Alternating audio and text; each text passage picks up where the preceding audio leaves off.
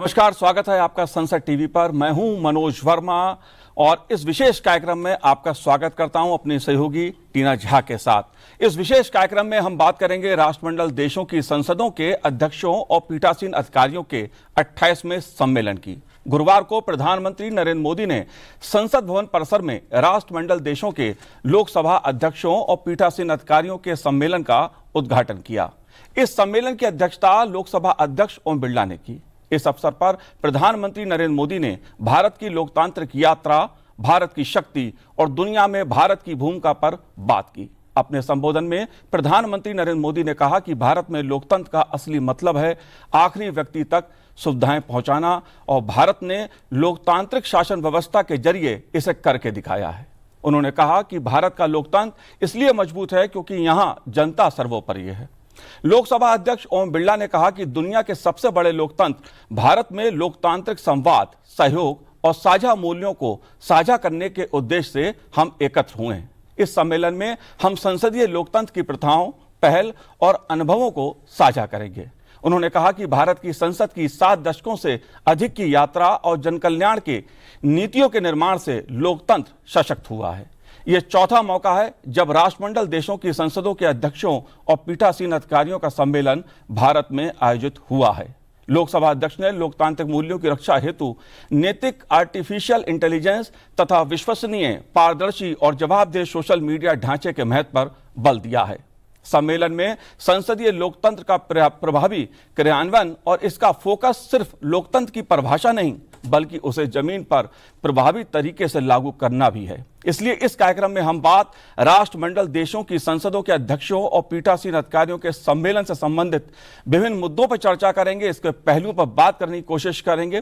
खास मेहमान हमारे साथ इस समय स्टूडियो में मौजूद है। डॉक्टर प्रोफेसर मनीष धाबड़े जी हमारे साथ यहाँ पर मौजूद हैं, जेएनयू से हैं। आपका बहुत बहुत स्वागत है। साथ ही हम बात करेंगे फॉर्मर एम्बेसडर अशोक सज्जनहार जी से। अशोक जी, आपका भी स्वागत है। और आज दिन भर टीना जी, आपने बहुत करीब से इस सम्मेलन को करीब किया है। इसके विभिन्न पहलुओं पर चर्चा भी इस सम्मेलन के दौरान हो रही है।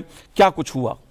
Certainly. Thank you, Manoj, and welcome viewers. Welcome to our guests for taking our time speaking to Sansad TV about not just the importance of the CSPOC, but also the manner in which it has evolved since it was created back in 1969. Most importantly, some of the themes which have been very meticulously brought to the table by Indian Parliament, which is hosting the 28th edition of the CSPOC, which are timely, relevant and resonate with a lot of developing countries in the global south. I happen to speak to several speakers and presiding officers of a number of these countries and how India's approach of development cooperation, of Vasudhaiv Kutumbakam, which means development for all, world is one family, how it resonates with a lot of these parliaments, how India is willing to share its experiences and its best practices with parliaments of these smaller countries. So we'll speak at length about all of these on the program. But to begin with, Ambassador, for the context of our viewers, tell us about how a platform like CSPOC is important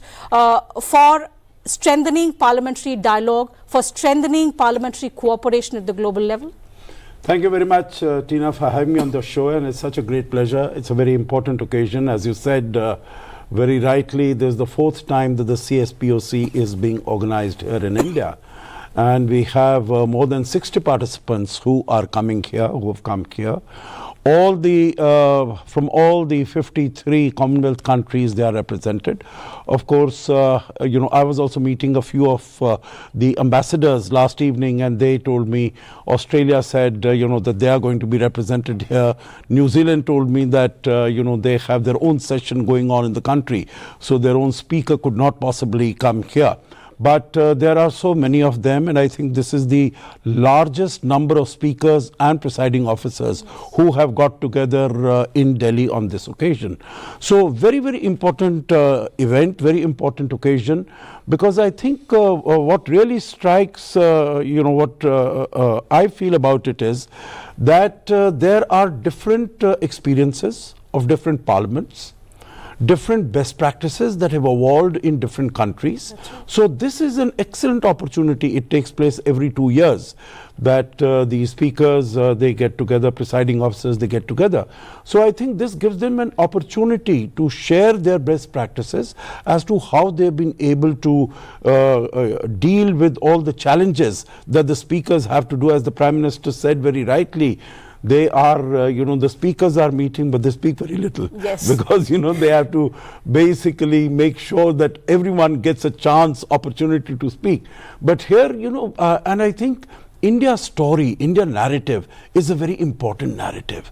India is not only the largest democracy, but as the Prime Minister also said, even during the Vedic times, 5,000 years ago, there used to be this village sabhas and there used to be this consultative process that used to take place.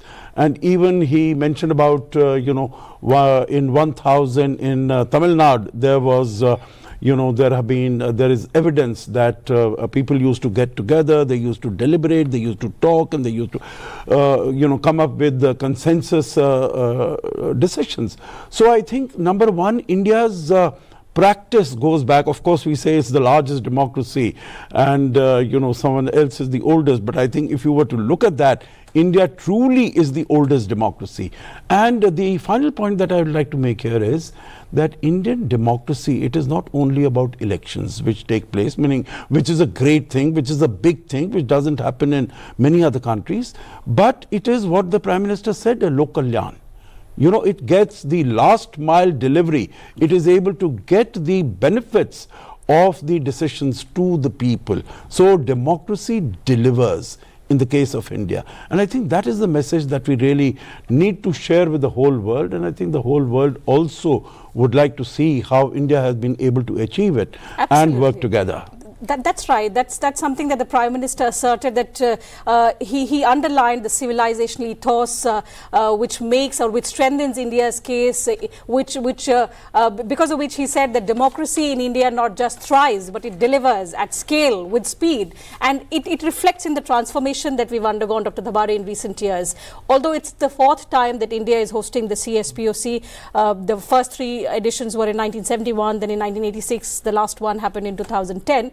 But even since 2010 to 2026, India has seen massive transformation. It's a matter of immense pride that we are also hosting the most grand and the largest ever CSPOC in the history of the forum, at least in terms of the participation. What would you describe as perhaps the biggest strength of India as on date, that countries want to learn from us, want to gain that experience from our growth story, and most importantly, our outreach to these smaller countries in the global south, because of which our policy or our approach is resonating with them? I think that's a very important question, and in fact this was actually the key part of Prime Minister Modi's remarks today morning, that when India was getting independent, there were serious questions about will democracy survive, will democracy thrive, will democracy continue? I think that all those naysayers have been really put to rest, and I think India is a thriving democracy, and I think that is the real message which Prime Minister Modi and which India in fact is giving via this forum. And I think very importantly, other than the democratic experiment, and again which is also repeatedly pointed out, that Commonwealth, half of the Commonwealth population is in India. So literally the Indian experiment with democracy, the India's twist with democracy, I think it's very important to lesson for the global south, for the Commonwealth group of countries. And I think what Ambassador Sajjan Har also talked about, that one of the very key focus areas is democracy delivers. I think that is very important, because the general debates which you see on political economy or on development sort of trajectory of different states, that democracy is really taking the development story back. But I think the India story, which is actually coming out via platforms like these, and which resonate very strongly with the global south, with the Commonwealth group of countries, is that democracy is really about last mile delivery, and it actually delivers development. And because India is now the 4th largest economy in the world, soon to be 3rd largest economy, and Prime Minister really pointed out at very crucially that India is a top producer of automotive parts. India is a top producer. I mean, many in milk production, in automotive, and different sort of elements. So that shows that it is still possible that I mean, you might be a democracy, but still development is very much possible, and that's an example which India is setting for the entire world to see and to go ahead with. Dr. Himanshu Prasad Roy, Professor, Center for Political Sciences, JNU, is also joining us virtually. Dr. Roy, thank you for joining us on this very important telecast. We are having a conversation about the inaugural day of the CSPOC. What makes it important is that it's being hosted in India, which is the world's largest democracy. Prime Minister Narendra Modi inaugurated the event, and he underlined the kind of transformation that India has undergone over the years. But most importantly, he spoke about how democratic values are upheld in our country. We've quelled all the doubts and speculations that the world had about democracy surviving in a nation as large as ours and as diverse as ours.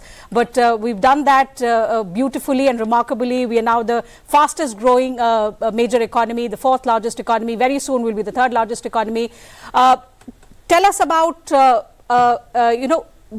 when it comes to sharing our experiences or the best practices, especially with those countries that had been underrepresented for so many years. How does it strengthen India's case to bring itself to a leadership position in terms of global parliamentary cooperation? How does it strengthen India's place in the global order, especially at a time when we are seeing countries weaponizing technology, adapting protectionist policies and so on? So one thing, the lesson that India could teach to the world, I said teach because it symbolizes inclusive democracy. Every segment of society is included, including the poorest. Number two, the kind of parliamentary democracy where the leader of opposition is part of the government machinery, co-opted as with the cabinet rank. That itself shows that how the parliamentary democracy, including the opposition, is part of the government in the policy making as well. In many of the countries we have seen, particularly in our neighbors in South Asia, how tumultuous democracy was there in those societies. Contrast it with India, the kind of stability that it provides, and simultaneously in the last 10-11 years, the rate of growth, even earlier, during Prime Minister Vajpayee's time, the rate of growth was 6.7% of the GDP. So inclusive democracy, taking all the citizens, political parties with consensus, despite differences of opinion, the kind of consensus that we built up, and the parliament, the way it functions, and particularly in the last 2-3 years, we have seen the amount of productivity that parliament had generated in passing different bills, and through the media, including the television channels, the Sansad TV and other Doordarshan and other channels, how those democratic values have been percolated downwards. If you look at the college elections, university elections that I am familiar to, the way it's held, the presidential elections, etc., etc. So those democratic values inculcating from the younger age, you find that this has helped in the last 80 years in India, even earlier, the kind of movements, political movements that India had, those help, and those have helped the country in building up or teaching to the world the democratic values that Prime Minister was outlining. And therefore, and very rightly he had said, the mother of democracy, because we had the background of a Republican past. So those values passing through generations to generations that have been inculcated into the citizens, and that's the way we have been teaching to the world. That's the point I would like to emphasized here. जी, जाहिर सी बात है, जो भारत की लोकतांत्रिक संसदीय यात्रा रही है उसमें भारत में लोकतंत्र मजबूत हुआ है और इस बात को प्रधानमंत्री नरेंद्र मोदी जी ने अपने संबोधन में खास तौर पर इसका उल्लेख भी किया। अशोक सज्जनहार जी, मैं आपसे जानना चाहता हूं, क्योंकि भारत को लोकतंत्र की जननी माना जाता है, मैं आपसे जानना चाहता हूं, जो हमारी संसदीय लोकतांत्रिक यात्रा रही है जिसका उल्लेख प्रधानमंत्री जी ने किया, इस यात्रा को आप कैसे देखते हैं? क्योंकि जब देश आजाद हुआ तमाम तरह के सवाल उठाए जा रहे थे, जिनका जिक्र प्रधानमंत्री जी ने भी किया कि देश में लोकतंत्र चलेगा, नहीं चलेगा, चलेगा तो कितना चलेगा। आप इस यात्रा को कैसे देखते हैं? क्योंकि विश्व के सामने भारत का लोकतंत्र जो है, जो संसदीय लोकतंत्र है, वो एक उदाहरण के रूप में सामने है। जी, आप बिल्कुल ठीक कह रहे हैं और जो प्रधानमंत्री जी ने कहा बिल्कुल ही उन्होंने सटीक कहा इसको, क्योंकि अगर आप देखिए 1947 में जब भारत को आज़ादी मिली तो हमारे पास कितने छोटे छोटे राज्य थे, करीब 539 इंडिपेंडेंट किंगडम्स थे, कोई छोटे थे कोई बड़े थे, और बहुत सारे इन किंगडम में तो ऐसे थे जो चाहते थे, जो अपना, हमें इनका उदाहरण मालूम है, जम्मू कश्मीर थे, हैदराबाद में थे, जामनगर में थे और जगह थे, सब जो चाहते थे जो हम आज़ाद रहना चाहिए, हमें किसी के साथ नहीं मिलना चाहिए। एक तो उनको सबको साथ मिलाया गया, भारत को फिर से एक जुट बनाया गया, परंतु फिर भी सबके दिमाग में, सबके मन में यही संशय था, क्या भारत के जो लोकतंत्र है क्या ये चल पाएगा? क्योंकि इसमें एक तो विविधता इतनी है, क्योंकि आप देखिए चाहे भाषा की विविधता हो, आप हर 100 किलोमीटर में चले जाइए आपको अलग भाषा मिलेगी, अलग डायलेक्ट मिलेगा, अलग वेशभूषा मिलेगी, अलग जो संस्कृति है, जो नृत्य है, संगीत है, सभी चीज, खान पान है, सब में बदलाव आ जाता है। तो इतनी विविधता है, तो क्या ये देश एक साथ रह पाएगा? और परंतु जिस प्रकार की नेतृत्व दिया भारत में, उससे यही सिद्ध कर दिया जो हम साथ में रह सकते हैं। आप देखिए और बहुत से, और यहाँ पर जिसे कहा जाए जो इनइक्वालिटीज भी इतनी थी, गरीबी इतनी थी, तो क्या ये एकदम लोकतंत्र बनकर रह पाएगा? क्या ये एकदम एकजुट होकर रह पाएगा? तो ये सब जिसको कहा जाए नेसेयर्स को, उनको हमने एकदम परे कर दिया, क्योंकि जो हमने इसमें अपनी सफलता दिखाई, जो न केवल हम एकजुट रहे, देखिए और बहुत सारे देश हैं, बहुत सारे देश जो कि द्वितीय महायुद्ध के बाद जिनको आज़ादी मिली, स्वतंत्रता मिली, चाहे वो अफ्रीका में हो, चाहे वो लैटिन अमेरिका में हो, दक्षिण अमेरिका में हो, एशिया में हो, तो वो बहुत सारे ऐसे देशों को उस समय स्वतंत्रता मिली और वो उन्होंने सभी ने लोकतंत्र का मार्ग चुना, क्योंकि उस समय यही था जो लोकतंत्र पर हमें शुरू होना चाहिए। परंतु अगर आप देखें कोई भी लोकतंत्र में रह नहीं पाया, सभी अपना ऑटोक्रेसी में चले गए, सभी मिलिट्री डिक्टेटरशिप्स में चले गए। आप देखिए लैटिन अमेरिका में, अफ्रीका में अभी तक कोई आपको बहुत ही कम देश ऐसे मिलेंगे जो कि डेमोक्रेसी का जो रास्ता है वो बहुत कठिन पथ है, आसान रास्ता नहीं है। तो उसको उन्होंने प्रयास किया, शुरुआत की, परंतु उसके आगे वो बढ़ नहीं पाए। भारत इन सब चीजों के विपरीत इतना बड़ा देश है, इतनी बड़ी इनइक्वालिटी है, इतनी बड़ी विविधता है, फिर भी हमने देखिए हमारे जो इलेक्शंस हुए, जब भी 1950 के बाद 1952 में इलेक्शन, 1957 में इलेक्शन, और बहुत ही वाइब्रेंसी से इलेक्शन हुए, जो भी हुए। और जो भी देखिए और देशों में हमने बहुत जगह गए हैं, देखा है इलेक्शन होता है, परंतु जो इलेक्शन का नतीजा होता है वो मान्य नहीं होता है। परंतु भारत में सभी पार्टियां उनको मानती गई, बिल्कुल ही अच्छे तरीके से जो भी पावर थी उसका ट्रांसफर हुआ वहां पर। और उसके बाद, सबके बाद लेकर जो अभी बताया, जो मनीष जी ने बताया, जो टीना ने बताया, जो हम चौथे नंबर पर, अगर 10 साल पहले आप देखें मनोज जी, तो हमारी स्थिति कहां पर थी? हम 10वें नंबर की अर्थव्यवस्था थी पूरे विश्व में। 10 साल में हम 10वें नंबर से चौथे नंबर पर आ गए हैं। और अब जैसे आपने बताया टीना, तो हम तीसरे नंबर की तरफ बड़ी तेजी से अग्रसर हो रहे हैं।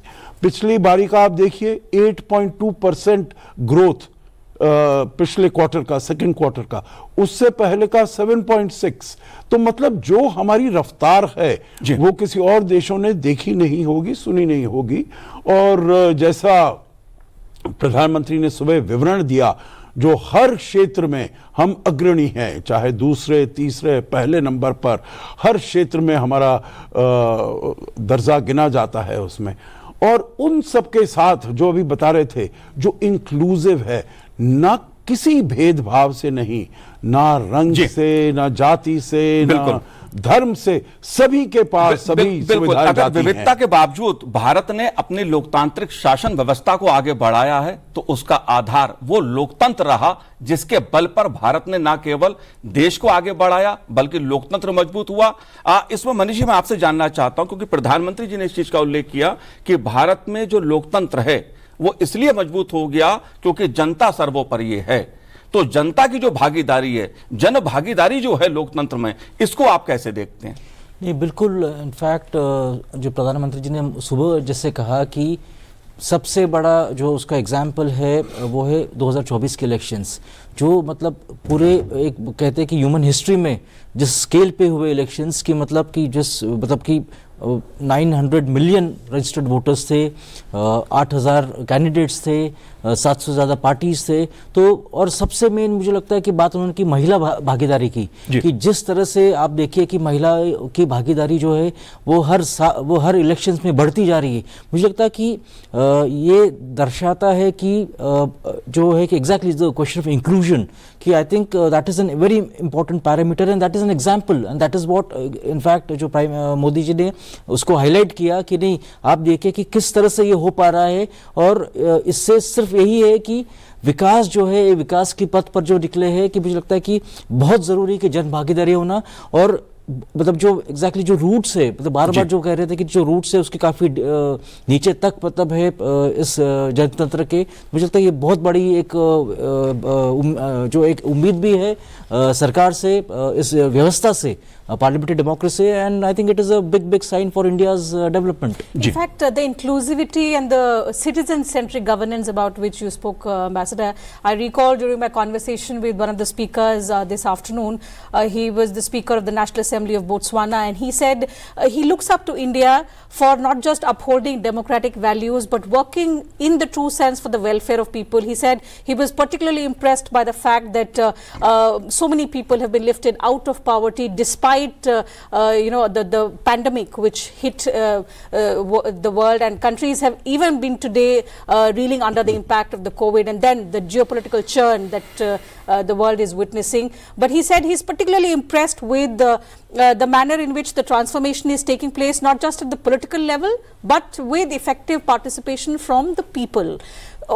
How do you look at that, that synchronization between the elected and the electorate, who are, despite their differences, despite the concerns, they are working hand in hand when it comes to a common goal, like say a Viksit Bharat 2047 goal, and every sector has decided their short-term, mid-term goals, and we are all working collectively to reach that goal in the next few years? I think that is basically, right from the time that Prime Minister Modi took power in 2014, और जो पहला सबसे उनका नारा था, सबका साथ सबका विकास, that we have to take everyone with us, and there is no discrimination on any basis whatsoever.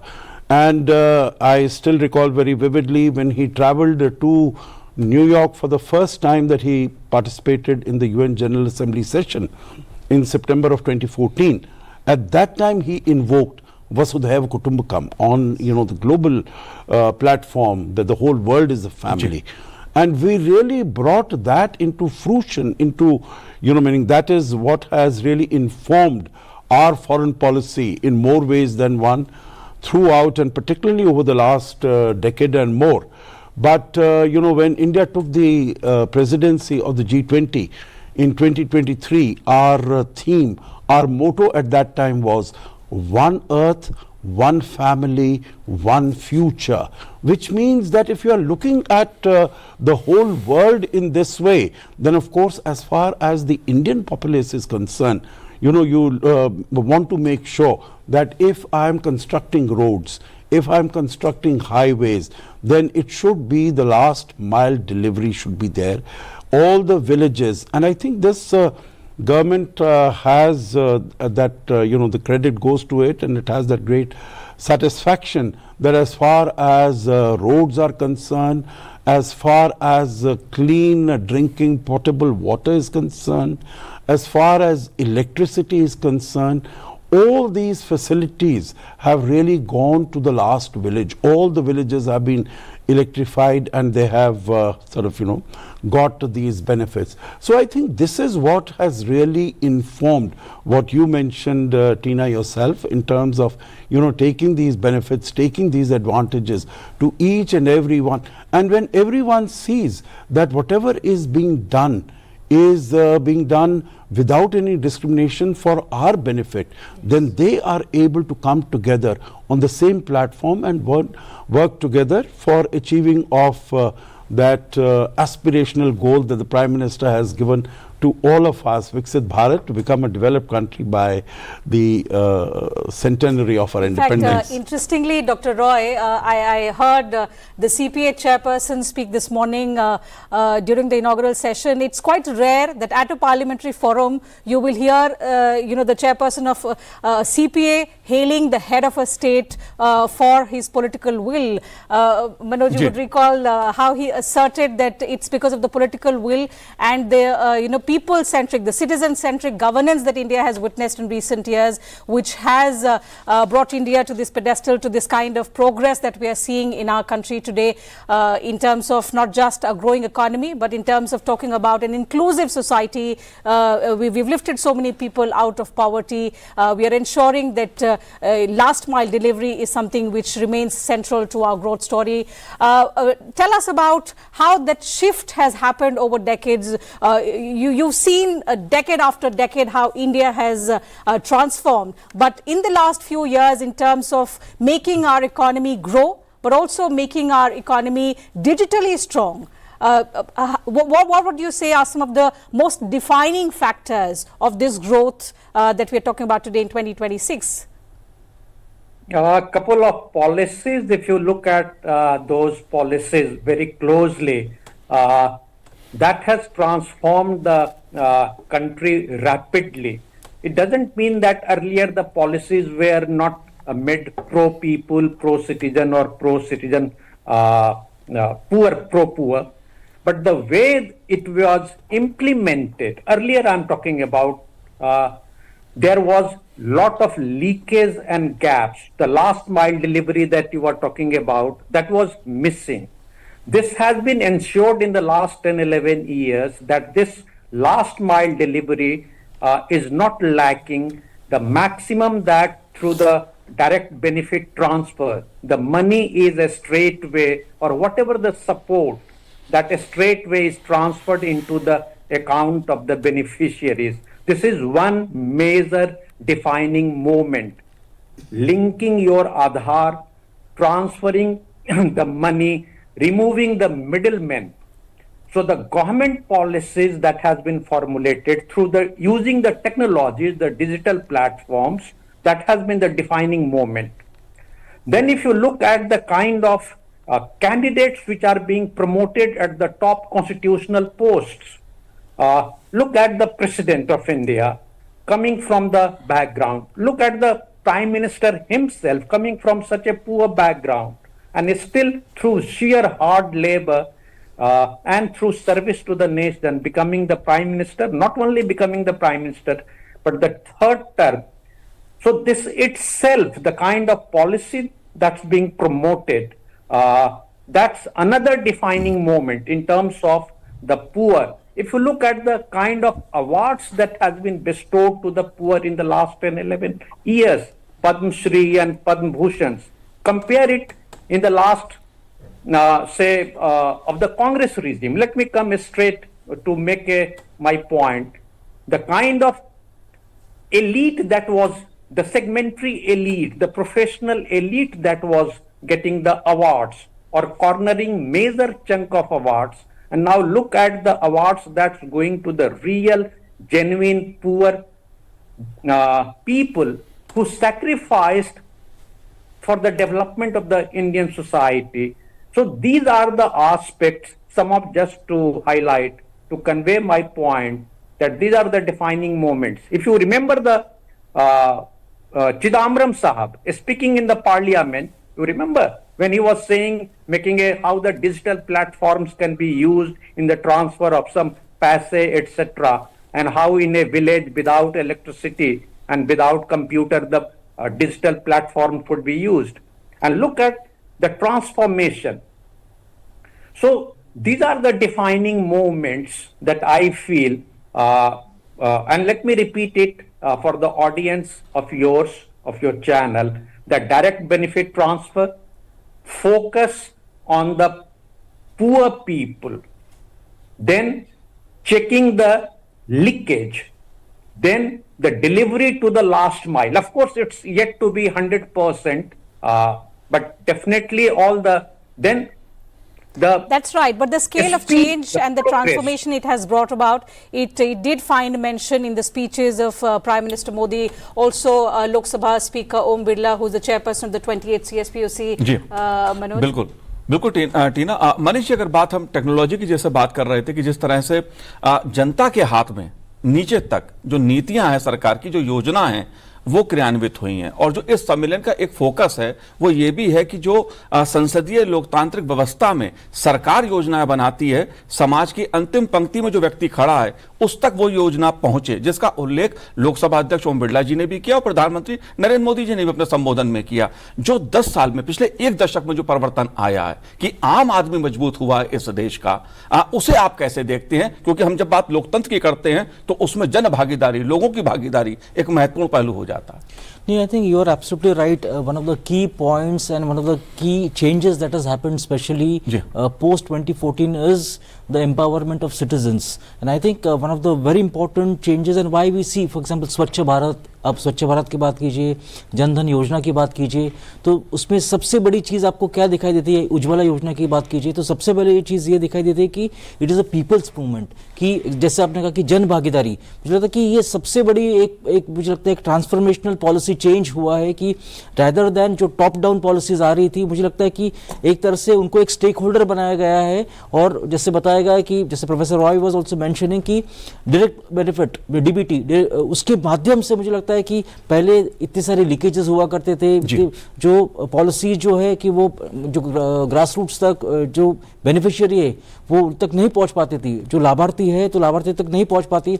आज बिकॉज ऑफ टेक्नोलॉजी, तकनीकी जो परिवर्तन आए हैं, तो उसमें मुझे लगता है कि सबसे बड़ी एक उपलब्धि यही रही है कि the citizen is really empowered, उनके पास उनके खाते में सीधा पैसा आ रहा है, जो स्कीम से जो सारे बेनिफिट्स है वो सीधे आ रही है, और सरकार सिर्फ इसी में नहीं बैठी है कि नहीं वो पैसा पहुंच रहा है, वो किस तरह से यूज़ किया गया है, उसका एक ऑडिट हो रहा है, उसका एक सर्वे हो रहा है, एक असेसमेंट हो रहा है रेगुलरली, और वो बार बार उसको मॉडिफाई करने की कोशिश की जा रही है, बार बार उसको ट्विक करके कि इसको कैसे बेटर बना जाए। मुझे लगता है कि जो डिलीवरी जो है, लास्ट माइल डिलीवरी की जो प्रधानमंत्री जी बात कर रहे थे, तो मुझे लगता है सबसे बड़ी उपलब्धि उनकी यही है कि you are keeping that in the mind, that person, that last person, is he getting that government policy, is he getting that benefit directly and in a very transparent way, and there is a redress, there is a grievance redressal mechanism to that। मुझे लगता है ये सबसे बड़ी उपलब्धि आपको दिख रही है 2014 के बाद। In fact, a number of these digital initiatives, Manoj, they've been highlighted at the Digital Museum, which has been set up just outside the Samvidhan Sadan,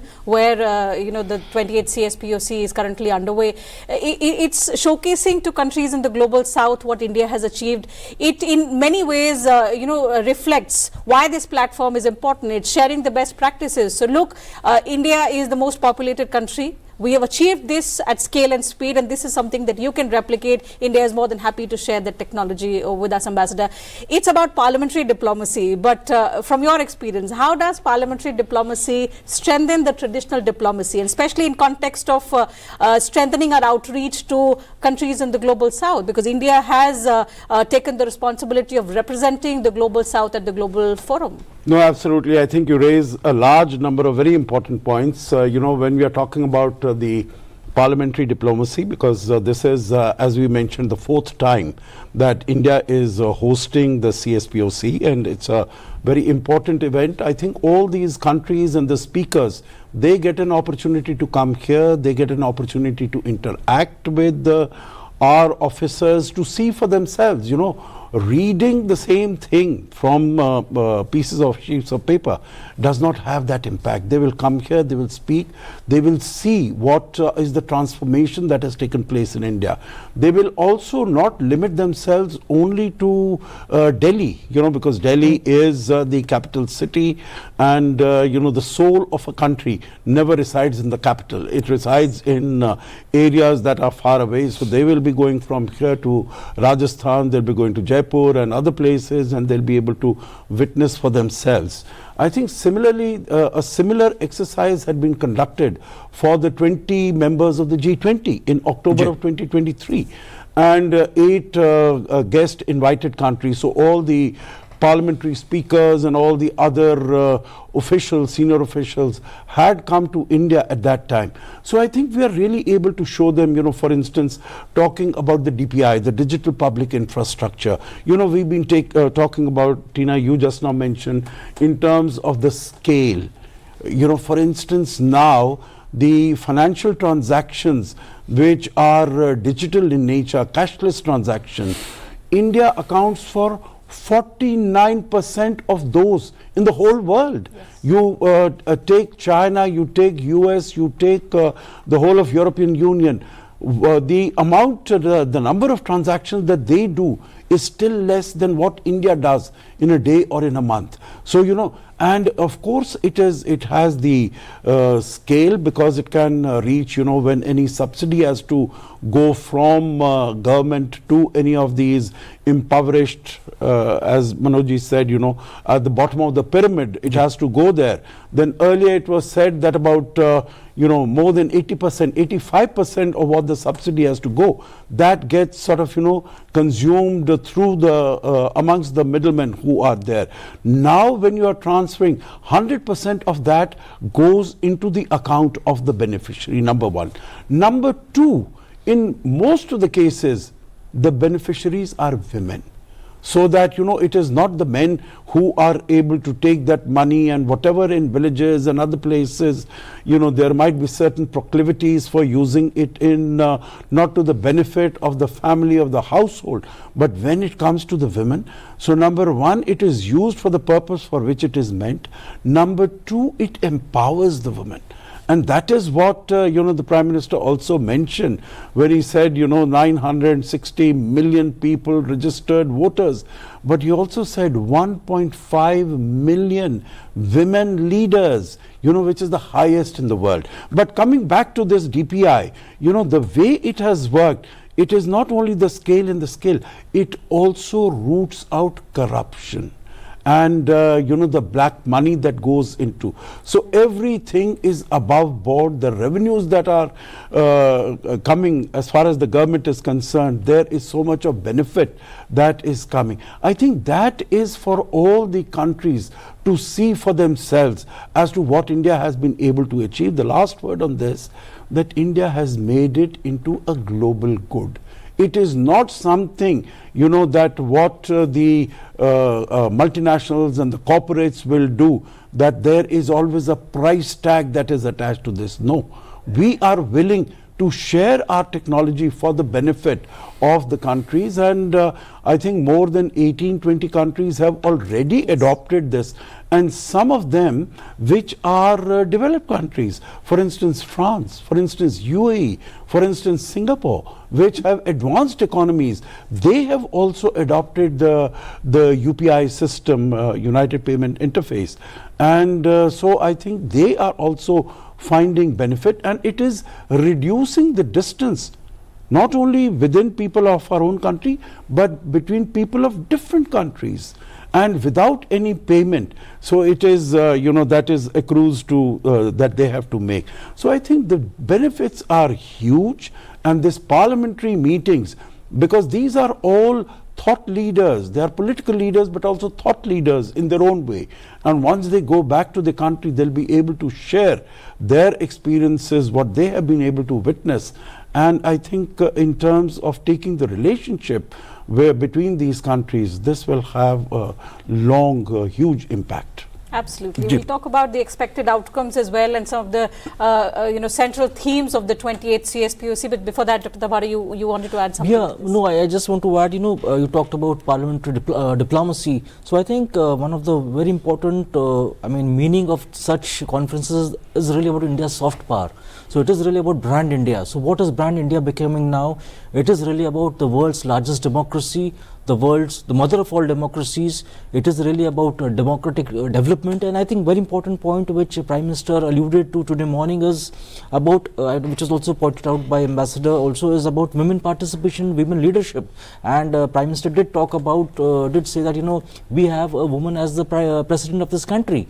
We have the Chief Minister where the conference is happening in Delhi is a woman. So I think that story, that India story, I think is getting out at the highest levels possible in a parliamentary democracy, obviously in terms of the speakers and the presiding officers. And I think that is very important because that story really needs to get out on a regular basis, and that how ultimately that Indian democracy is flourishing, and very importantly it is giving answers to all developmental issues. You talk about climate change, you about technology, the scale at which India is doing, the inclusivity with which India is doing. I think that's a very important lesson for many countries. So and I think leadership with humility. Let me add to that, because you'll be happy to know that a few speakers highlighted they really liked the fact that even during P20 now, during the 28th CSPOC, the Prime Minister individually met speakers and presiding officers of every participant country, and they said they were really touched because it's rare, even though these parliamentary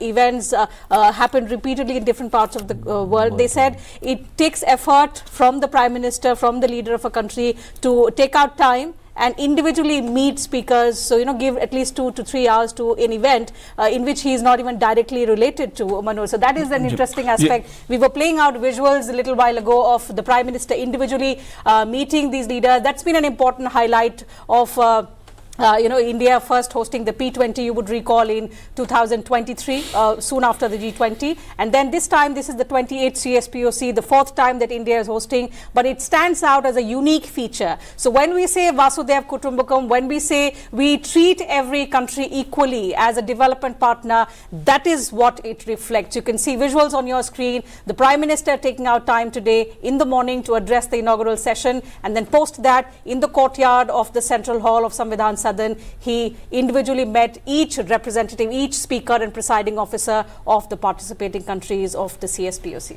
जी बिल्कुल जैसा आपने बताया टीना जी कि किस तरह से जो वैश्विक स्तर पे भारत के लोकतंत्र की जो छाप है या जो संदेश है उसकी एक झलक हमें देखने को मिलती है, और कहीं ना कहीं जो लोकतांत्रिक देश है उनके साथ जो संवाद है वो मजबूत होता है। अशोक जी, मैं आपसे जानना चाहता हूं कि आपने बात G20 की P20 का हम उल्लेख करें या बात इसकी की जाए, जो सम्मेलन हो रहा है दिल्ली में इस समय, दक्षिण देशों का जो सम्मेलन हो रहा है, उसमें जिस तरह से भारत की वैश्विक छवि उभर के सामने आती है, विभिन्न मंचों पे भारत लोकतांत्रिक उस पर नेतृत्व कर रहा है, संदेश दे रहा है। अगर प्रधानमंत्री नरेंद्र मोदी जी की मैं बात करूं तो तमाम देशों की, कई देशों की संसद को वो संबोधित कर चुके हैं, और भारत का लोकतंत्र क्यों मजबूत है, किस लिए मजबूत है, और भारत के लोकतंत्र की क्या ताकत है, उसका संदेश वैश्विक स्तर पर देते रहे हैं। तो वैश्विक संदर्भ में जो संसदीय इस तरह के सम्मेलन है वो आप कैसे देखते हैं जी, भारत के नेतृत्व को? जी देखिए, मैं समझता हूं जो भारत का नेतृत्व पूरी विश्व में अब उसका अब माना जाता है, क्योंकि पहले जब जैसे कहा जाता है जो करीब पिछली दशक के शुरुआत में 2010-12 के आसपास भारत की अर्थव्यवस्था इतनी अच्छी नहीं थी। अर्थव्यवस्था पर बहुत कुछ निर्भर करता है, क्योंकि देखिए अगर आपकी अर्थव्यवस्था अच्छी है तो जिसे कहते हैं the size of the pi is big, है वो बड़ा है, और उसके आपकी जो क्षमता है करने के लिए तो आप वो कर सकते हैं जो आप, क्योंकि हमारा मोटो तो यही रहा है, वसुधैव कुटुंबकम का मोटो रहा है, और उसको हम और भी आगे ले गए, सबका साथ, सबका विकास, सबका विश्वास और सबका प्रयास। तो ये सभी के देशों में, एक मैं इसमें अगर उदाहरण दूं, और ये सभी देश देखते हैं इसमें, जो जब ये कोविड-19 पेंडेमिक हुआ, हमारे यहाँ पर जब वैक्सीन का हमने लगाना शुरू किया 2021 में, 16 जनवरी को हमारे यहाँ अपने देश में शुरुआत हुई। उसके 4 दिन बाद 20 जनवरी 2021 को हमने ये वाली जो वैक्सीन्स थी, कोविशील्ड थी, कोवैक्सिन थी, ये सभी अपने जो पड़ोसी देश हैं, बांग्लादेश है, भूटान है, नेपाल है, सब जगह हमारे यहाँ अभी अपना वैक्सीनेशन चल रहा है। तो ये पूरे विश्व में ये बहुत ही इसका प्रभाव पड़ा जो हमारे यहाँ पर, और ये बहुत सारे नेताओं ने, चाहे वो भूटान के प्रधानमंत्री हों, चाहे वो और डोमिनिका के जो प्रधानमंत्री हैं, वो वहाँ पर वो क्रिश्चियन कंट्री है, और उन्होंने, मुझे अभी तक याद है, रोलैंड स्केरेट जो थे, और उन्होंने कहा जो मुझे बाइबल में ये बताया गया है, जो अगर आप प्रार्थना करते हैं तो आपकी प्रार्थना ज़रूर सुनी जाएगी, परंतु मुझे ये नहीं मालूम था जो हमारी प्रार्थना इतनी जल्दी सुनी जाएगी, क्योंकि छोटा देश है। और हमने देखा है जो बड़े बड़े देशों ने अपने वहाँ पर वैक्सीनेशन करा दिए, उनके यहाँ पर तो वैक्सीन रेजिस्टेंस भी इतना था, हमने तो यहाँ पर 2 बिलियन से ज़्यादा वैक्सीनेशन करा दिए बिना किसी दिक्कत के, क्योंकि नेतृत्व में पूरी जो जनता है उसको विश्वास है, जो नेतृत्व कहेगा आपका, जो आपकी लीडरशिप कहेगी, वो आपके फायदे के लिए है। वहां पर तो जो बड़े बड़े थे उन्होंने, परंतु उन्होंने जो वैक्सीनेशन किया उससे कई गुना वैक्सीन अपने पास उन्होंने संभाले रखी, संजोए रखी, जो हमको इस्तेमाल करना होगा। वो एक्सपायरी हो गई परंतु उन्होंने इस्तेमाल नहीं किया। परंतु भारत ने, जैसे प्रधानमंत्री ने आज सुबह कहा, 150 से ज्यादा देशों को हमने मेडिसिन दी और हमने वैक्सीन दी। तो मेरे विचार से इन सब का जो प्रभाव होता है, तो आपने कहा जो पूरे विश्व में भारत की छवि कैसी उभर रही है, तो ऐसे उभर रही है। और ये वाले सभी जो देश हैं जो G20 में आए, वहां पर P20, उसमें भी जैसे टीना आप बता रही थी, उसमें भी प्रधानमंत्री मोदी ने समय निकाला और उसको संबोधित किया। द्वारका में मेरे विचार से यशोभूमि में ये उसका आयोजन किया गया था। प्रधानमंत्री वहां भी गए, उन्होंने सबसे मुलाकात की। तो यही बात है जो अभी बात कहते हैं ह्यूमन सेंट्रिक, जो भी हर एक चीज में जो भी अप्रोच है, और चाहे वो वैश्विक स्तर पर हो या अपने यहाँ पर, ह्यूमन सेंट्रिक अप्रोच है। और वही मेरे विचार से ये जो पार्लियामेंट्री असेंबलीज होती हैं, मीटिंग्स होती हैं, या फिर P20 का यहाँ पर हुआ, तो उसमें भारत कैसे अपने यहाँ पर नेतृत्व करता है। और पूरे विश्व में जब भारत का उत्थान होता है, भारत में प्रगति होती है, तो केवल भारत के लोगों के लिए उसका फायदा नहीं होता है, पूरे विश्व को उसका फायदा होता है। मेरे विचार से ये हमारा संदेश इसके द्वारा बिल्कुल। और टीना जी, और इसीलिए जब हम वसुदेव कुटुंब का संदेश प्रधानमंत्री नरेंद्र मोदी जी वैश्विक मंच पर देते हैं या इस तरह के सम्मेलन से देते हैं, तो उसके पीछे कई कारण हैं, उसके कई उदाहरण हैं इसके, चाहे बात योगा की जाए या बात सौर ऊर्जा की जाए, जो वैश्विक फोरम एक भारत ने बनाया, और उसके पीछे कहीं ना कहीं वैश्विक कल्याण की भावना है। इसीलिए वसुदेव कुटुंब का संदेश भारत अपनी लोकतांत्रिक संसदीय व्यवस्था के माध्यम से देता है। Tina, in fact Manoj, not just the soft power and the hard power. What's important is that to your eye it may appear as a little gesture by the Prime Minister, but sometimes it's said optics speak greater volumes than even the dialogue that happens, and especially in context of diplomacy, these are little optics, but they send out greater messages, they have greater impact. So I think that's what matters. The Prime Minister is known for these little gestures which not just catch your eye and you know, when you see these visuals playing out on your screens, they have significant impact as well on the relationship and how we take forward our conversations with each of these countries. Coming now to the key themes of the 28th CSPOC. There are important ones. I'll begin with making the parliamentary procedures citizen-centric. We've spoken about the citizen-centric governance all this while, Professor Roy, but to bring parliaments closer to people. So two of the central themes are intertwined. Social media has played a greater role in taking parliament and the parliamentarians closer to people, but alongside that, some of the initiatives in addition to technology which you think has been undertaken under this government that has taken parliament closer to the people of this country. This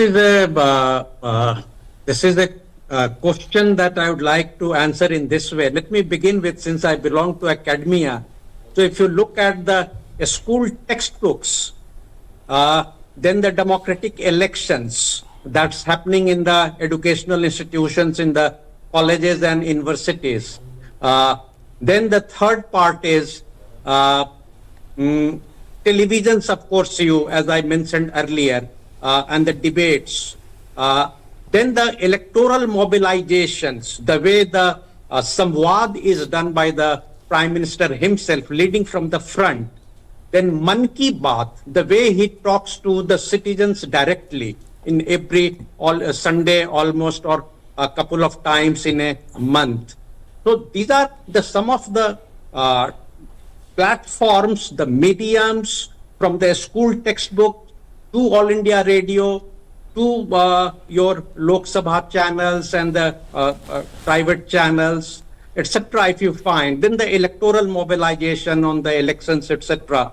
Then the political parties' outreach programs, the manifestos that are prepared, Sapath Patra or Ghoshana Patra, and the way it's executed. So on the practical side, the gap was there between the politics and the citizens. The ordinary citizens, if you remember in 70s and 80s onwards, they were losing trust in the politics. The kind of film that was being reflecting, the kind of culture, the political culture that was there. And now the kind of films that are being prepared, manufactured and shown. If you look at the couple of films in recent years, in 4 or 5 years, there is a qualitative change on the themes that have been picked up. So these are the mediums through which the functioning of the parliament, I feel, that's being taken to the citizens. Yes, Dr. Dabare, there's a thrust on technology-driven functioning, and especially in context of Parliament as also we've seen that kind of transformation taking place. It was a compulsion after the pandemic, but then it became a norm. How do you see it strengthening, technology strengthening the manner in which the lawmakers, the public representatives are more accountable to people, and that it's become a two-way communication. Earlier, you would expect the public representative to come, make the speech and go. Now it's a feedback thing. It's instant feedback from the people through various platforms, which includes social media. I'll come to the AI bit later on. But the advantage of social media in bringing the lawmakers closer to people. Absolutely, I think that has been a game changer of sorts, and I would exactly add to what Professor Roy was saying, that has in fact been a major sort of game changer in bringing parliamentarians closer to the people, because now rather than relying on the mainstream media, parliamentarians can directly put out their messages either in text form or in video form and reach out directly to the masses, much larger clientele of citizens. And again, citizens now, that platform has given much more democratic power to assert their rights, to ask questions, to seek answers from parliamentarians. I think that's a very big change, and I think at one level the quality of democracy is only deepened by such interactions, formal, informal, and you have seen that. I mean, especially in last decade or so, that citizens have been writing on social media that there is some problem here. I mean, my family is stuck in Tehran, my family is stuck in Saudi Arabia or Bangladesh, or of course during the COVID crisis and other political crises, for example in Sudan. I mean, citizens have been writing to their own parliamentarians, to the ministers, and they have been responding on social media that okay, this is what is being done. So I think that really shows the power of engaging in a very solid way and really seeking practical solutions to not just during crises, but on a regular basis through these platforms. That's absolutely right. We'll